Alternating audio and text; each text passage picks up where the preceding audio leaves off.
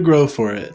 Our goal is to highlight leaders in personal development coaching and give you a glimpse into what's working and what challenges they're facing along the way so that you can learn and grow in both your business and personal life as well. Today we have a very special guest, Brandon Barber of Brandon Barber Coaching. Father of 4 boys, his wife is the CEO of the business, and they together have built over 100 successful coaching courses, generating over 10 million in revenue. So if you want to learn from a successful coach, this will be a good one to dive into. Brandon helps leaders learn how to monetize their expertise. Brandon, thank you for joining us today. Yeah, thanks for having me. I appreciate it, Nathan. Absolutely. Can you start by talking us through your beginnings in your coaching journey and how you got started? Okay, so I'm an old person, clearly. And can I share with you like what happened that long ago? Oh my gosh, it's been forever. So you're talking to an old guy whose memory's probably slipped already. But if I look back, so I'm joking, and it's like I'm laughing at my own jokes here, obviously. 25 years ago, we started coaching. I started this business, and it was back. 25 years doesn't seem like that long, but it was back when coaching was still not really a thing. And people would say, hey, what team do you coach for? And I'd say the team of life. And they'd hang up on me. But early days of coaching, I got into coaching because I had a lot of struggles in my late 20s with anxiety. I had severe anxiety, struggled with so many things that I was afraid of, and overcame a lot of that. And then my desire to help people, I don't know, I just had this like inner, when something, I don't know if you know this, Nathan, and I'm sure any coach out there knows this, when you have some breakthrough, it's not quite as awesome as a breakthrough unless you can share it with somebody. And then if you can then have a breakthrough and then teach somebody else how to have that breakthrough, like that's next level, that's contribution. So that's what I started doing early on, and I loved helping people. I loved helping people with their anxiety and what they were struggling with and agoraphobia. And that's what led me to start my own coaching business 25 years ago. Fantastic. That's great. I'm sure it's changed a little bit from day one until now. What are some of the biggest, yeah, I'm sure. What are some of the biggest lessons you've learned along the way? I think probably the biggest lesson I've learned along the way is when to pivot and when to make changes. So what I used to do is every business hits a plateau, and hits plateaus all the time. It's a matter of, are you surprised by the plateau and then reactive, or are you expecting the plateau and you know what to do when the plateau happens? So when things start to stagnate in your business, you feel it, or you don't have as many clients, or the environment around you is different, and you're just not getting you're not getting the results that you used to get, to be able to pivot much quicker, to be able to go, okay, what do I need to do? How do I need to shift? Instead of just sitting and hoping things get better, like, what is it I need to really engage in? Where do I need to pivot? What might need to pivot? What do my clients need right now? How do I need to create more raving fans? Like when to pivot, and to then pivot quicker and not wait around so long. Because the longer you wait, the more the plateau is harder to get out of. It's a more difficult place. So I would just say recognizing when the plateau shows up and then pivoting in a much faster is the thing I've learned the most over the years. That's great. How have you learned to recognize that? What are things you look for? Yeah, cause I look at my bank account. That's usually the first thing that starts to get affected. That's a good indicator. Yeah. Knowing your numbers and for years, I paid attention to every single, dollar that came through. And then there was a time in my life where I just didn't. I'm just like, hey, we're good. And whatever's happening. And what I realized is that you got to know your numbers. Like, you got to have your numbers dialed in, and knowing how many masterclasses or challenges we were doing or events we were doing, and knowing, how many people actually purchased from those, and how many said yes to our offer, how many watched our offer, how many, like knowing all of the numbers becomes important. So you know what your business is doing. So I look at the numbers, and I'm not really a numbers person either. So it's like, it's kind of hard to look at the numbers because I'm like, I don't really love that. But what's my income? Do we have a lot less clientele that are showing up for certain things that we haven't experienced in the past? And maybe we had a bigger turnout in the past, like starting to notice and pay attention to my numbers. That's what I'm paying attention to the most. That's great. I've often heard that if it's mattered, it's measured. So yeah, that's a good tip there. I hate that saying too. I'm like, you hate that saying, but that's the advice you just gave. I know, and I hate working with numbers. It's so like challenging, but it's a must. It's like one of those things. It's hate love. Like I love so many things about being a coach, but one of the things that I'm not crazy about being is a business owner. What I realize is that when you have your own business, being a coach, you got to be both. You got to be both. Yeah. Until you get to a space where you can hire enough people to do a lot of that stuff on that back end that you don't have to, but you're still ultimately the business owner, which I see a lot of coaches struggle with. That is that they're great coaches. They have amazing tools, but they're just not the greatest business owners. And one of the things I've learned to do is to be a much better business owner. That's fantastic. A lot of coaches, like you said, struggle with that. And I imagine coaching day to day is very different from doing the mundane world of sometimes accounting, marketing, sales. Some of those things they're very different specialties from coaching one-on-one or in group settings. So I imagine that's a big hurdle to jump through for a lot of entrepreneurs. Yeah. Change is hard, and being able to be a great salesperson, a great marketing person, a great coach, and a great business owner, like there's a lot of learning and growth in there for sure. Absolutely. Yeah. What would you say has been your proudest moment in your coaching journey so far? Man, that's a good question. Nathan, that's a good question. That's a good question. What's been my proudest moment? I think I think the proudest moment was 2020. 2019, 2020. 2019, I got a cancer diagnosis, which affected my business dramatically. And then we all know what happened in 2020. We were the coaches that would go do live events. So we would go do a live event. And from there, we thrived in that environment with being in a live event and in-person event. And then we would sell people into our coaching program on the back end of that. You had the whole back of the room sale thing, but events were our thing. In 2020, we just came home from an event that we'd done in Arizona. Early March, by mid-March, COVID hit, and our business, we had 14 events scheduled the rest of the year, completely shut down. So we went from 11 employees to 3 in 30 days. We went from events scheduled throughout the year, ready to go, to absolutely nothing on our books. And I was curled up in a ball with cancer. So overcoming that was huge. It was massive. And keeping my business and flourishing during that time, there's a lot of faith. There's a lot of hard work that went into it. There's a lot of people that I got support from along the way. And we came out stronger. We came out as better coaches as a result of that. We had to learn how to do events virtually. We had to learn how to market our business differently. We had to, we learned a lot of, a lot of mechanical pieces on how to do an event and how a mic works and how the cameras work and, how to build a studio in our office and just all the nuances that we did, and having the courage to pay the people that we needed to pay to help us to do that, to pivot in a big way. So that's the proudest I've been.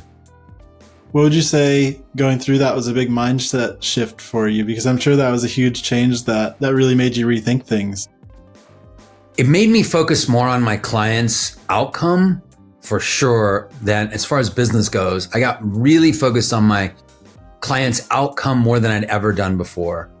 more than me making money, I almost became more focused on being a contributor than, making a bunch of money. Business was still important, but I wanted to make sure my clients got results. Like that's one thing that shifted is, my first thought before all of this was, what's going to make us the most money? And my first thought after all of this is, what's going to create the biggest result? That was the biggest shift. That's great. Yeah. Fantastic. That's a huge piece of advice. And that truly defines what makes a great coach, the focus on the outcomes of their clients, right? Or the other leaders they're training. I think so. You got to make the money too. I mean, money's important. So yeah, that never hurts. You gotta charge what you're worth. Right. And that's whole science in itself. Like, what do you charge for this? And what do you charge for that? Is this a high ticket or a low ticket, or what?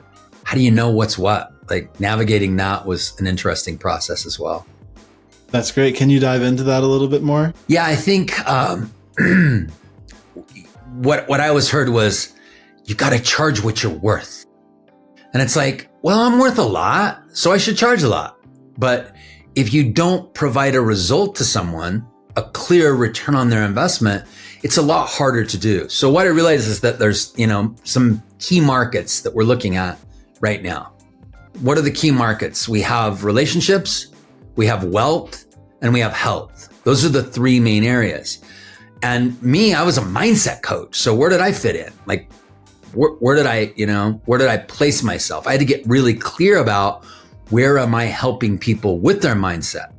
And does it have an ROI attached to it? And if I'm just coming in making people feel better, can I really charge a lot for that? And the answer is, I don't think so, right? I think you've got to have a clear result, a result that you're giving people, where you can put a return on investment. So if you're in the health space and you're a health coach and you're like, hey, I'm going to keep you out of the hospital. I'm going to keep you from getting sick. I'm going to keep you from, all the things that could kill you. Like, I needed a health coach for many years. Clearly, I got cancer when I was, 48 years old. So not the greatest space to be. So I think we got a lot clearer about what our return on investment was. We got a lot clearer about how are we giving people a result. So as soon as we started teaching people how to build courses and build a course with them, then we got clear about our results because we help people get clear about their results. As soon as we got clear about our coaching certification and what that actually meant to people and what they could do with that and how that could grow their business, I started to feel better about how much more we charged. Because it's like, oh, hey, we're going to bring this much more into your business, so I can charge more for it. Wherein I was just focused in the mindset area, it got a little bit more challenging because it was like, well, you got to have great mindset in order for a business to function well. So what might be getting them stuck might be mindset, but you got to make sure that you're clear about the result you're giving to people before you can charge. Because it's not about your worth. We're all worth a ton. But what result are we giving people? And then you can attach a bigger price tag to your coaching when you feel like you're bringing more of a return on their investment. That makes sense. And that seems to be that you're saying, if I'm hearing you correctly, that mindset's kind of the starting point, but then it leads to outcomes, which is what your focus shifted to. Yeah. And it's like, I kept hearing, give them what they need, but sell them what they want. And I'm like, okay, so I got to give them the mindset stuff, but what do they want? They want to make more money. Like some of the health people that come in and they're like, here's what we do. We help people lose weight, blah, blah, blah, blah. But I want to focus all on mindset. And it's like, they need that mindset within it for sure. But people don't want to come buy mindset, not for a high ticket.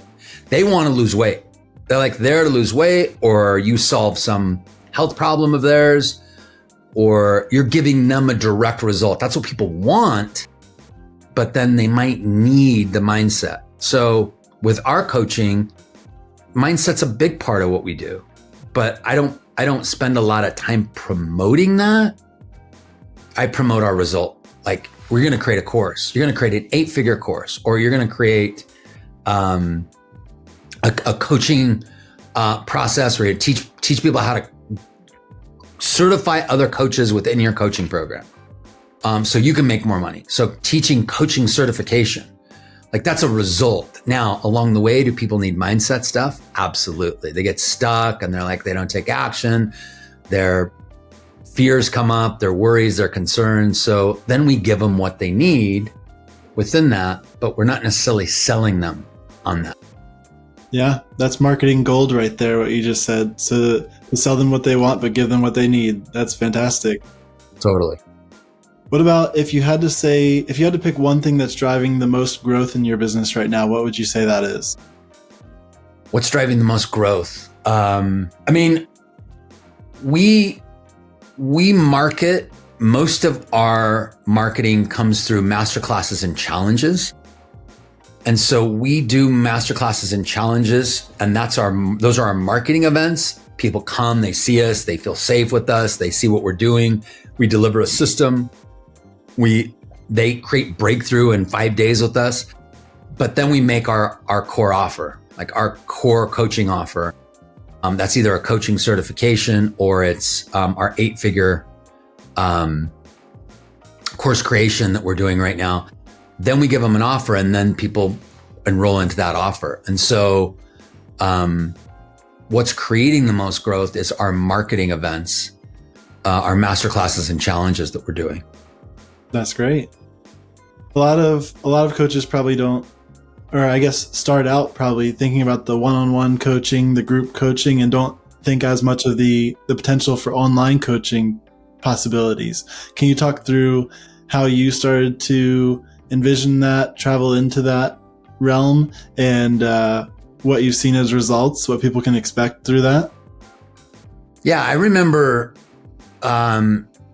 being just a one-on-one coach. And it's almost like what I was doing, I was a therapist, really. That's what I was doing. I was charging by the hour, pretty much, and working with people hourly. Or then I advanced to a program. So you buy a program, but I'm basically working with you one-on-one, and then I'd have clients all day long. And I remember when a client would cancel, oh my gosh, I would like jump up and down for joy because it was like, I finally get an hour to do nothing, like just recover.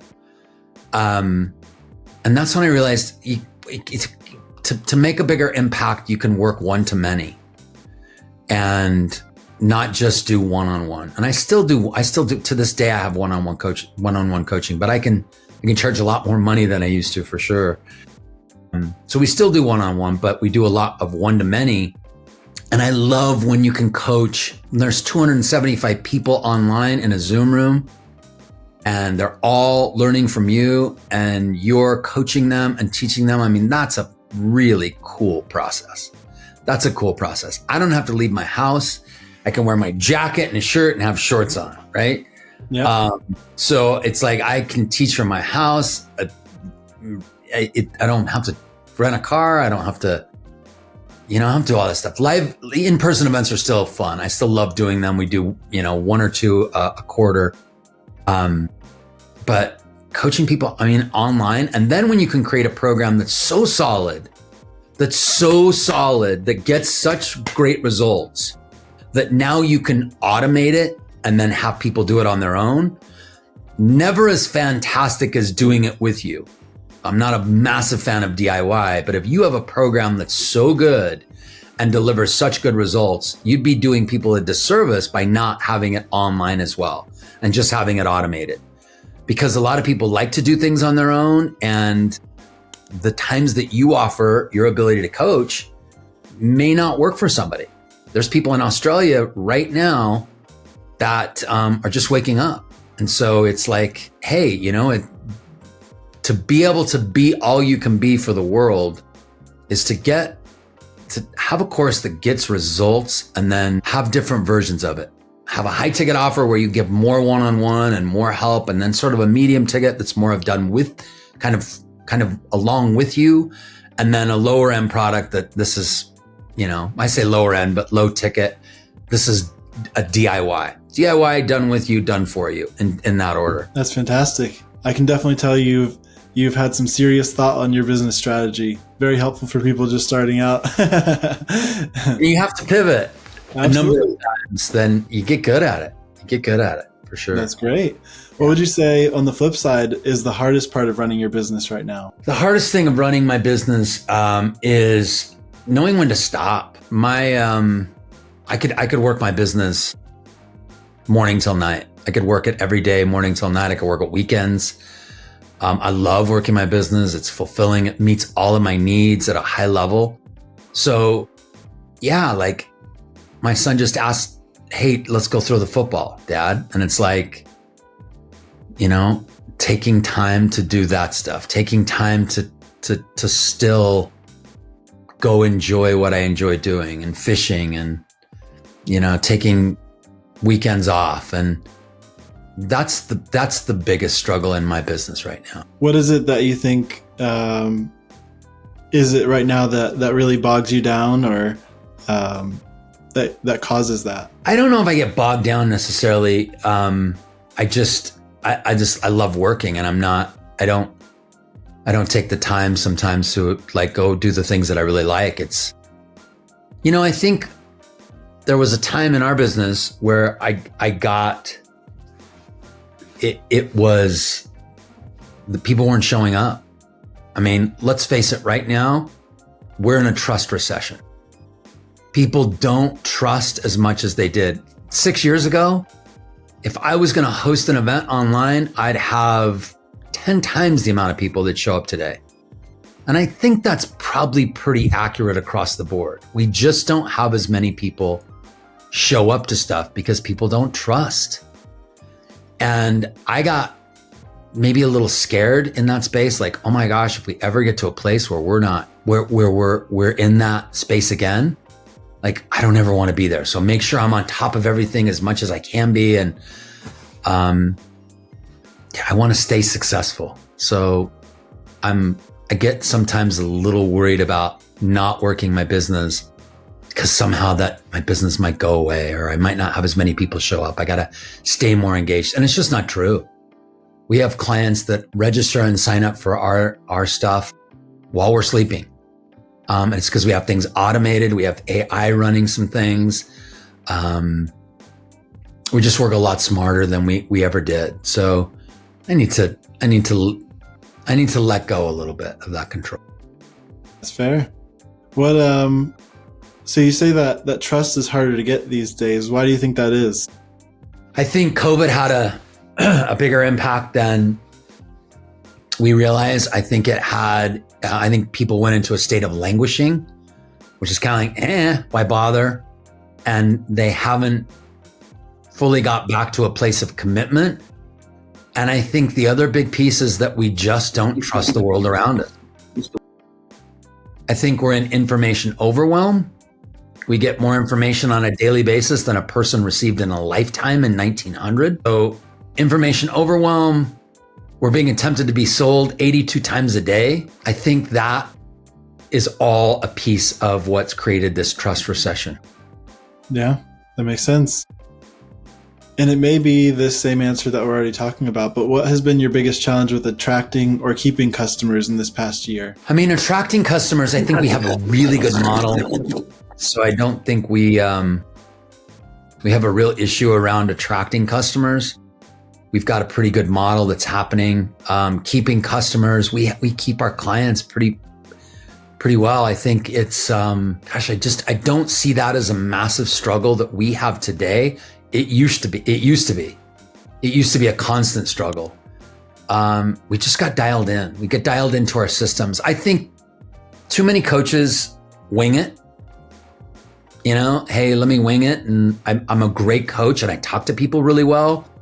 And they don't have the systems behind their amazing coaching.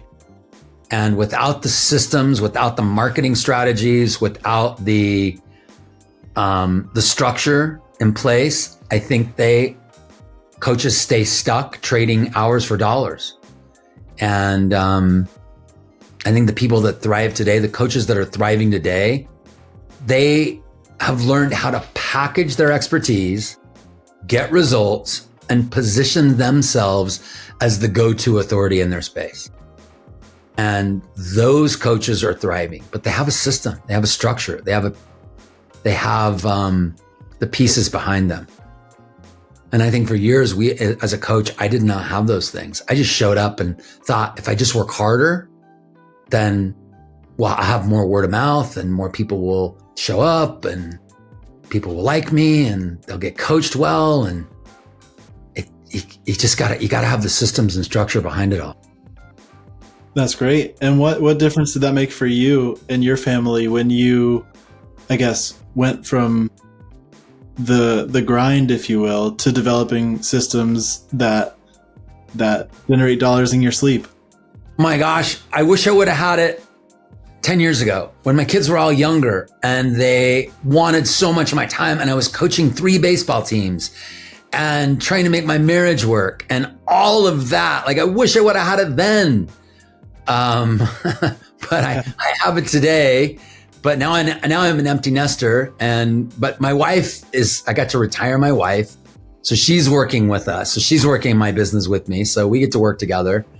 That's a big part of the benefit of building systems. I get to spend more time doing in my coaching business what I love, which is teaching and coaching, and not as much time marketing and selling and building my business. I don't have to spend as much time doing that because the systems and structures are in place. That's great. Yeah. What would you say, as thinking a little bit in the future, so I can tell you're a strategic thinker, where do you see your business in 2 to 3 years from now? That's a great question. I see us impacting a lot more people with courses. I see us with a lot more coaching certifications that we help people get and then teach them how to do coaching certifications in their own coaching practice. I see a lot more people we're helping in those 2 areas. That's where I see our biggest growth. So I see just a much bigger impact in that area. And I see a lot more systems that we create to help that process happen. I see a lot more JV opportunities, some joint ventures with other people to make things happen. I see us pivoting in ways where I help people. What I found is that, like, I love being the one that teaches and in the face and doing all this stuff. But what I started to learn to do is to help other coaches be that face and me build them up. So what I can do is I can take somebody who is a coach, teach them how to do a masterclass or a challenge from start to finish, how to choreograph that, how to make it the best, how to make sure we fine tune their offer so they're giving a really good offer, and when to deliver it and how to deliver it. Help people do that by me emceeing an event and like just being the one that instigates, interaction with people and then pumps up the coach, and then watch them make make a sale or multiple sales from their offer. There's something really, really exciting about that. So I see a lot more of that. Great. What do you think lies between you and that now? What systems or what would you need to have in place to be able to accomplish something like that? I think it's a done deal. I think we're already, it's a matter of doing more of them. It's putting in the more hours around it. That's it. I think it's knowing what to say no to and what to say yes to. And just getting a lot clearer about that. Fantastic. It sounds like you're pivoting from a point of strength, which is really good, really healthy. Yeah. Great. It's definitely not fear. I've pivoted from fear, and that's not a great place to be. Listen, there's a Roman proverb that says, "Fate will help the willing, and those who won't shall drag." So I want to go voluntarily. I don't want to get drugged. I've been drugged before in my life, getting cancer. My marriage had some difficulty at one point. Like, I don't want to get drugged. I want to make sure I'm stepping in and taking action in my business, not waiting until it's struggling. Spending time in my marriage, not waiting until it's hard. having a great relationship with my kids and not waiting for that to suffer. Like, I don't want to wait for anything to suffer or struggle. I want to volunteer for it. So, I'm all about like being the willing to work on stuff ahead of time and not wait until, catastrophe hits and then I get excited and motivated about it. Yep, that's fantastic. That's a good spot to pivot from. What about in your business? If you had 10 to 20 more hours per week, what would you focus on differently from what you're doing now? I think I would probably spend a lot more time focused on a podcast and focused more on being a guest on podcasts.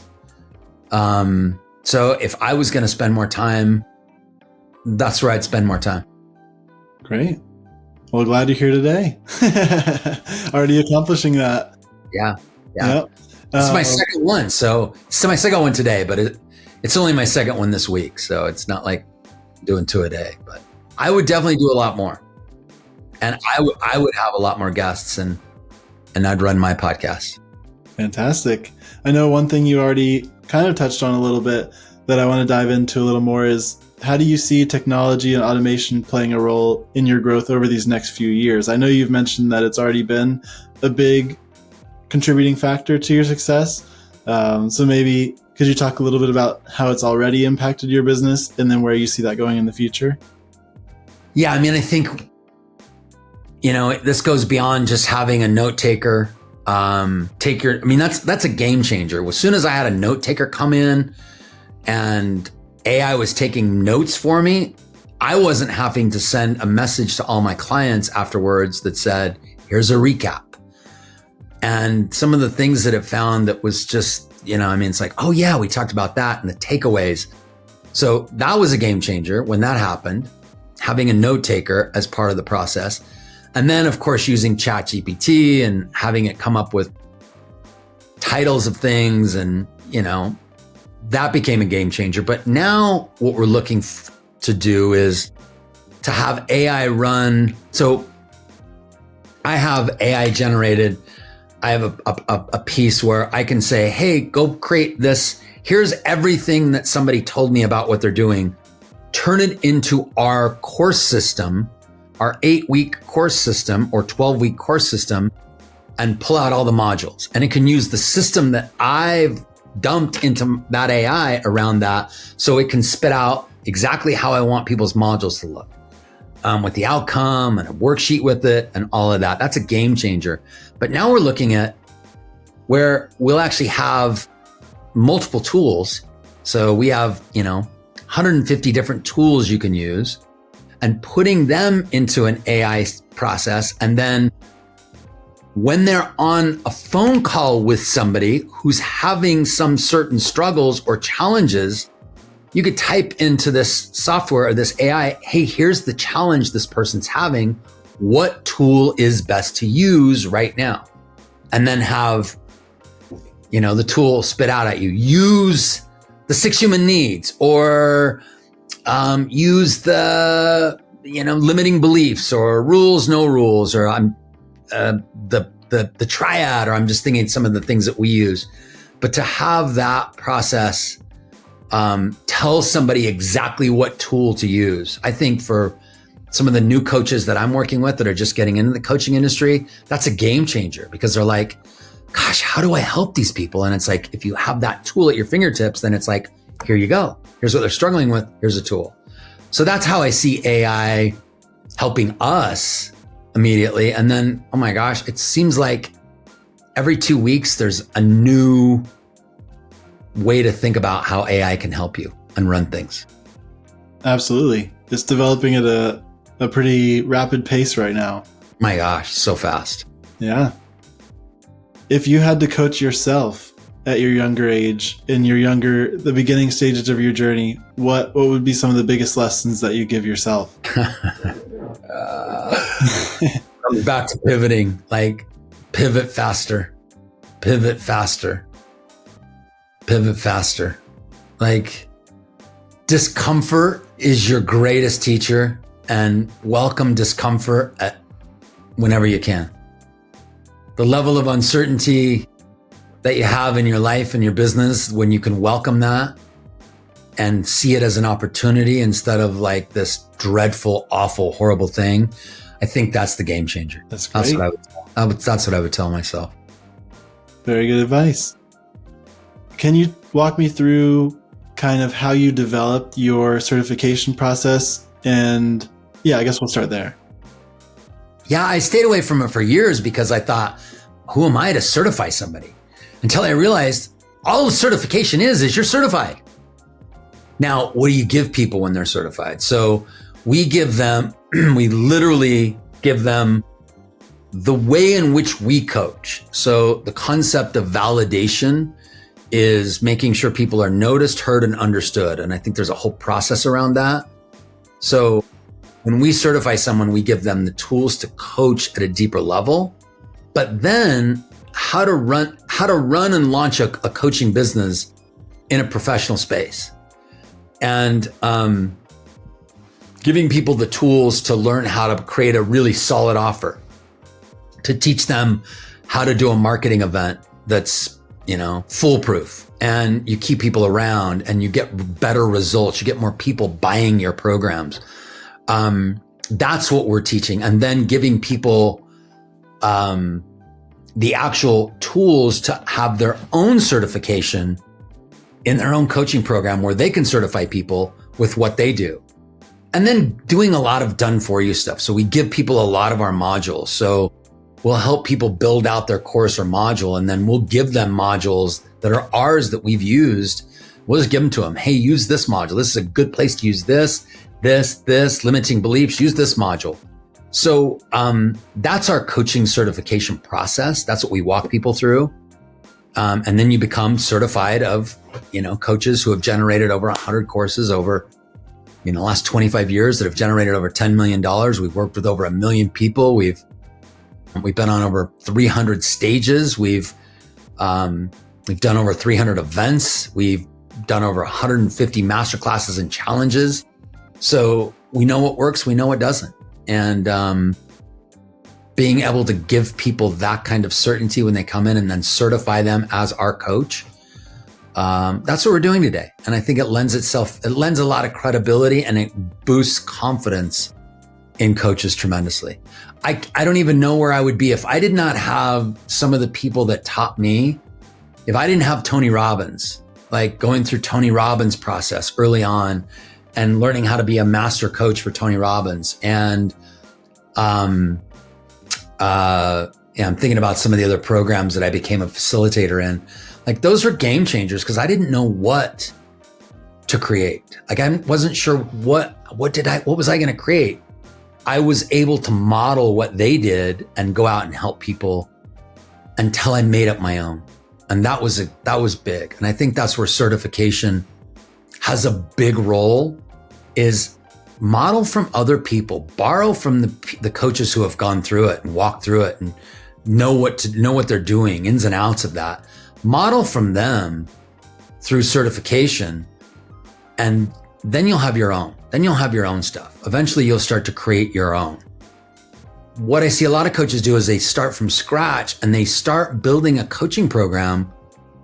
They work on it, they put their heart and soul into it, and people don't want to buy it. So I'm a firm believer in selling what you want to go do before you do it. And I think we're good at helping people do that. Sell your program before you put a lot of effort into creating the program. Because the other way is just they're so taxing and so hard and gut wrenching when people don't want to buy it and you've already spent all that time putting into it. Yeah, that definitely sounds like a good competitive advantage for someone who's trying to expand their coaching business, especially to get inside tips, modules, advice from someone who's been through it and done very well with it. So that could be a great asset for someone who's just starting out. That's a fantastic idea that you had to formulate something like that. Very cool. Let's see. Talking about the online courses, I know that that's one of the big things that you teach people how to develop. What are some misconceptions that you see in the online course world and how people do it wrong so often? I think I watch people Frankenstein things They don't model what works. They just kind of shoot from the hip and wing it. And I did it too. Like, I remember doing my first challenge or masterclass, doing my first virtual event, I tried everything, just watching somebody else do it. And then I thought, let me do it until I really learned the system. And so I see people that are kind of winging it. And I think it's irresponsible because people are, come on, like, people are spending time with us. That's their greatest resource.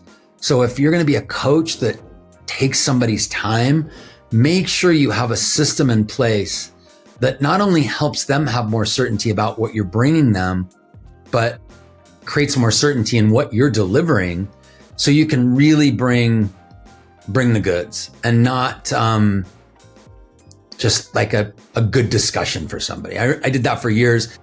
I'd be like, hey, I'm doing them, I'm a coach and I'm on the phone with them and I'm just a good ear. And I was like, I gotta be more than a good ear.